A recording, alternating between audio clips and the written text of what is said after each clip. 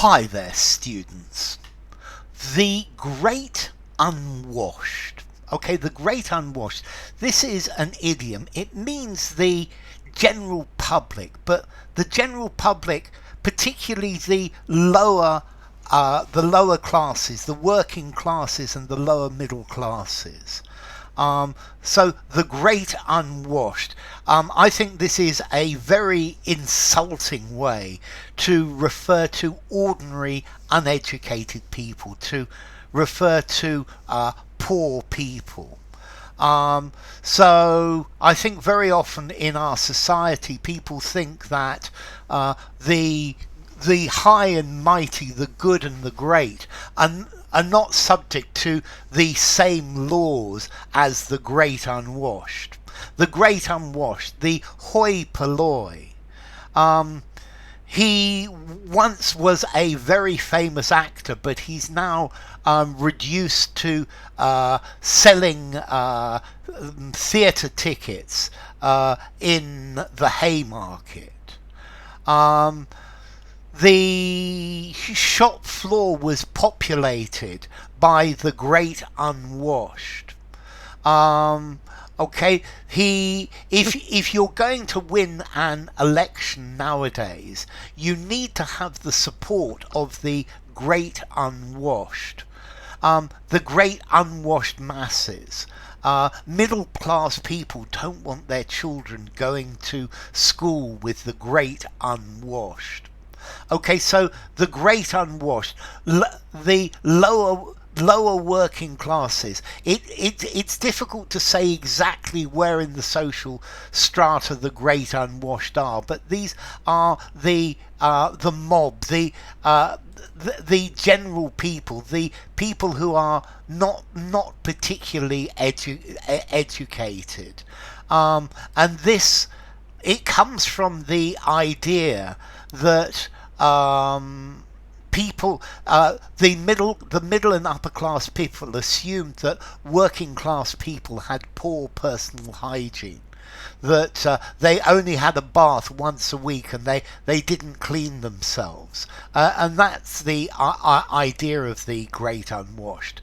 Let's see, this phrase was actually invented by Edward Bulwer-Lytton in 1830. Bulwer-Lytton was a right-wing politician from about 1830 to about 1870.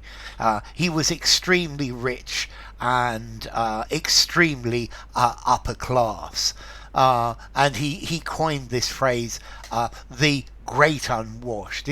It's talking about the masses, the hoi polloi, the proletariat, the multitude, the common herd, the plebeians, the proles, the people who live in the lumpen. Yeah, okay, the people, the ordinary people, the common people, and these are the Great Unwashed. So the Queen came to her balcony and washed to the crowds of the Great Unwashed who were cheering outside. In the 18th and early 19th century, the British considered almost all Americans to be part of the Great Unwashed, or the army. In the British Army you have the officers, and then all of the enlisted men are the Great Unwashed. These are the country folk, the urban poor, and people like this. So the Great Unwashed, the ordinary common people, they don't have a lot of money, they don't have power, they don't have social status. So me, I'm just another member of the Great Unwashed. But I find this term rather insulting, so be careful with it. It's really an insulting way to refer to uneducated, poor people. Some people might consider it a humorous way, but I think it's really a little bit insulting. Okay, so the great unwashed is certainly not a person who bathes and lives cleanly. Yeah, it's talking about the lower classes, the middle and upper classes, referring to the great unwashed, the poor ordinary people, and no more. So the great unwashed, formality, woof. Um, I think I'm going to give it a 5 in formality.